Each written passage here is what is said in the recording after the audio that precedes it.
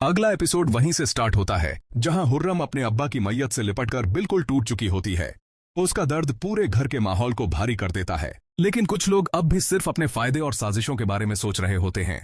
अम्मा और अकबर के चेहरे से साफ लग रहा होता है कि उनकी नजर अब सिर्फ जायदाद पर है, चाहे उसके लिए हुर्रम के जज्बात ही क्यों न कुचलने पड़ जाएं। दूसरी तरफ शाहजिल का गुस्सा अब खामोश नहीं रहता। उसे पूरा यकीन हो जाता है कि शबुद्दीन की मौत कोई इत्तेफाक नहीं बल्कि एक गहरी साजिश का हिस्सा है।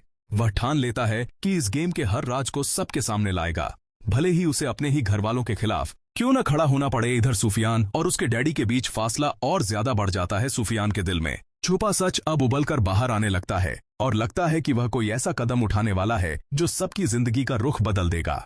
हुर्रम खुद को कमरे में बंद कर लेती है जहां उसकी आंखों के सामने बस अब्बा की यादें घूम रही होती हैं। वह बार बार एक ही सवाल पूछ रही होती है कि अगर सब कुछ अब सच था तो फिर इतनी बड़ी सच्चाई उससे इतनी देर से क्यों छुपाई गई। उसकी खामोशी अब चीखों से भी ज्यादा खतरनाक लगने लगती है। नीचे लाउंज में अम्मा और अकबर के बीच धीमी आवाज में बात होती है। अकबर अम्मा को यकीन दिलाता है कि अब सब कुछ उनके कंट्रोल में है, लेकिन अम्मा के चेहरे पर एक अनजाना सा खौफ साफ नजर आता है। वह जानती है कि शाहजिल का गुस्सा सिर्फ लफ्जों तक महदूद नहीं रहेगा। इसी बीच शाहजिल सीक्रेटली सुफियान से मिलता है। दोनों के बीच बातचीत में पहली बार एक ही दर्द और एक ही सच नजर आता है। सुफियान कुछ ऐसा इसी बीच शाहजिल सीक्रेटली सुफियान से मिलता है। दोनों के बीच बातचीत में पहली बार एक ही दर्द और एक ही सच नजर आता है।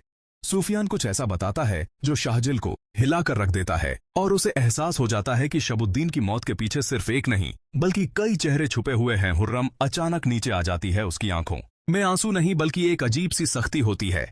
वह सबके सामने खड़ी होकर बस इतना कहती है कि अब वह चुप नहीं रहेगी। अगर उसके अब्बा के साथ नाइंसाफी हुई है तो उसका जवाब जरूर मिलेगा। कैमरा उसके चेहरे पर फ्रीज होता है और यहीं से एक नई जंग शुरू होती नजर आती है। सुबह का वक्त होता है। घर में अभी भी गम का माहौल है, लेकिन इस बार खामोशी के पीछे कुछ और ही चल रहा होता है। हुर्रम तैयार होकर नीचे आती है। उसका अंदाज बदला हुआ होता है। न वह पहले वाली मासूम हुर्रम लग रही होती है, न ही टूटी हुई बेटी। उसकी आंखों में अब सवाल नहीं फैसला होता है। वह सीधे अम्मा के सामने जाकर कहती है कि अब्बा के कागजात, फाइल्स और पुराने डॉक्यूमेंट्स उसे चाहिए।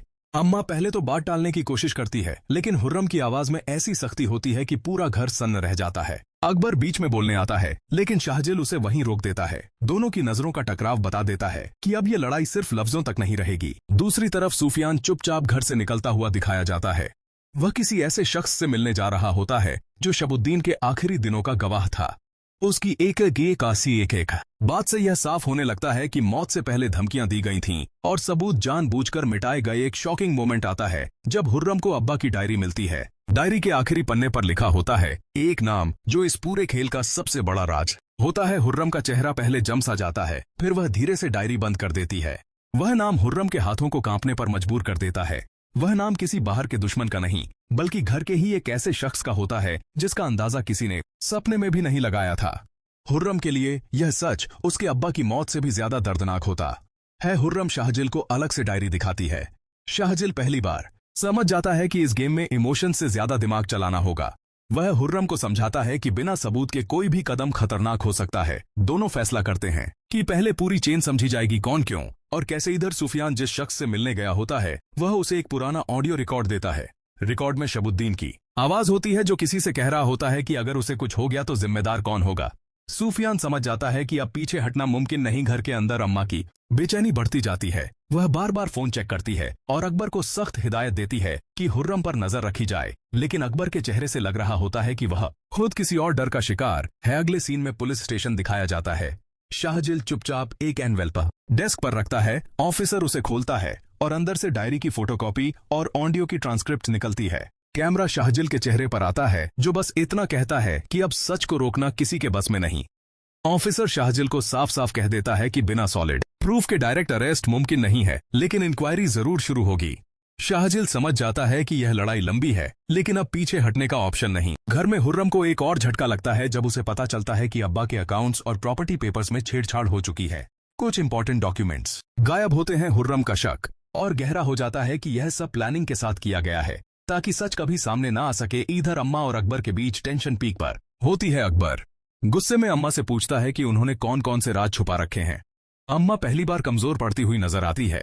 लेकिन फिर भी सच बोलने से बच जाती है। उसका एक ही कहना होता है कि जो हो गया उसे छेड़ना सबको बर्बाद कर देगा। सुफियान को लेट नाइट एक अनोनिमस कॉल आती है। फोन के दूसरी तरफ से सिर्फ इतना कहा जाता है कि अगर वह ज्यादा सच के करीब गया तो अगला नंबर उसका होगा।